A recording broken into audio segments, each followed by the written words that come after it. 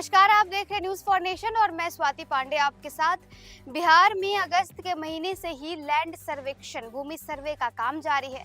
भले ही विपक्ष की तरफ से लगातार कई सारे विरोध जताए गए, कई सारे बयानबाजियां की गई कि लैंड सर्वे को रोक दीजिए, जमीन सर्वेक्षण को रोक दीजिए, क्योंकि अगर बिहार में जमीन सर्वेक्षण जारी रहा तो लोगों को काफी दिक्कतें, काफी मुश्किलों का सामना करना पड़ा जा सकता है। खासकर पारिवारिक कलह देखने को मिल सकती है, भाई बहन आपस में लड़ सकते हैं। लेकिन बावजूद इसके नीतीश कुमार ने अपने इस काम को रोका नहीं और लगातार बिहार में लैंड सर्वे का काम जारी है। इतना ही नहीं, कई सारे अफवाहें भी फैलाई गई, कागजातों को लेकर के खासकर कई अफवाहें फैलाई गई और बिहार के भूमि सर्वेक्षण को लेकिन फिर भी रोका नहीं गया। आपको बताएं तो राजस्व एवं भूमि सुधार विभाग के मंत्री दिलीप जायसवाल आए दिनों बड़ी बड़ी बैठकें करते हैं, मीटिंग्स करते हैं और लोगों को इन अफवाहों से दूर रहने की सलाह भी देते हैं। अब ऐसे में जमीन सर्वे को लेकर के एक बड़ी अपडेट सामने आई है। अपडेट ये कि अब आपको जमीन सर्वे के आवेदन देने के लिए वंशावली की जरूरत नहीं है। लोगों को वंशावली जुटाने में सबसे ज्यादा तकलीफों का सामना करना पड़ता था।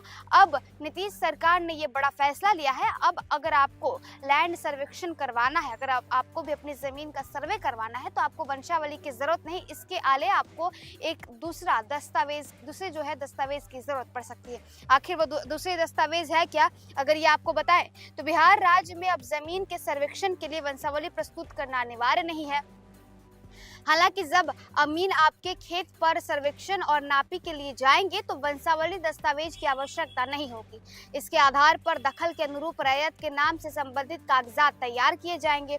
यदि किसी जमीन के दखल या कागजात में गड़बड़ी पाई जाती है तो संबंधित रैयत को दावा आपत्ति दर्ज करनी होगी। राजस्व और भूमि सुधार विभाग ने प्रक्रियाओं को सरल और समयबद्ध बनाने के लिए किश्तवार का समय 30 दिन से बढ़ा करके 90 दिन कर दिया है। खानापुरी पर्चा वितरण का समय 15 दिन से बढ़ाकर 30 दिन कर दिया गया है और इस पर दावा आपत्ति दर्ज करने का समय भी 30 दिन से बढ़ा करके 60 दिन यानी कि 2 महीने कर दिए गए हैं।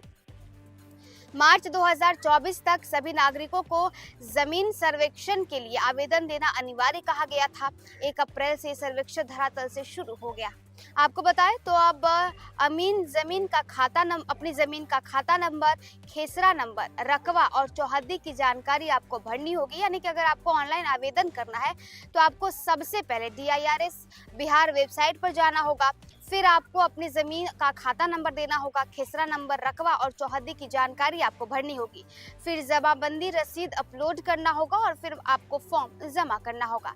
अगर आपको ऑफलाइन आवेदन करनी है तो इसके लिए भी प्रक्रिया आपको बता दें तो पहले आप अपने पंचायत या अंचल कार्यालय जाकर आवेदन करिए। आवश्यक दस्तावेज जैसे कि खाता नंबर, खेसरा नंबर, मालगुजारी रसीद, ये सारी चीजें आपको साथ लेकर जाना होगा। पटना जिले में जमीन सर्वे की स्थिति अगर आपको बताएं तो पटना जिले में 1511 राजस्व ग्राम है, जिनमें से 41 ग्राम टोपोलैंड क्षेत्र में आते हैं, 170 ग्राम नगर निकाय का अंतर्गत आते हैं और शेष 1300 राजस्व ग्रामों में सर्वे का काम शुरू हो चुका है। पटना जिले के 7 लाख परिवारों से आवेदन अपेक्षित है। अब तक करीब 3 लाख आवेदन प्राप्त हुए हैं, जो कुल 40% है। सर्वे टीम ग्रामीण क्षेत्रों में लोगों से संपर्क कर आवेदन संख्या बढ़ाने पर काम कर रही है। बात करें तो राजस्व विभाग ने समय सीमा बढ़ाकर प्रक्रियाओं को सरल कर दिया है। ग्रामीण क्षेत्रों में व्यापक जागरूकता अभियान भी चलाए जा रहे हैं। समय पर आवेदन जमा करना 1 अप्रैल से सर्वेक्षण की सुचारू शुरुआत सुनिश्चित करेगा।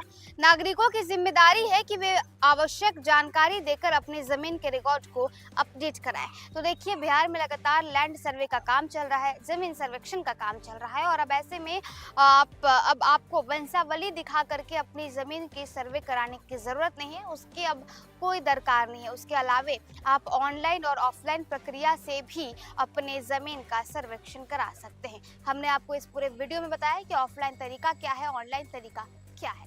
फिलहाल इस अपडेट में बस इतना ही। आप देखते रहिए न्यूज़ फॉर नेशन।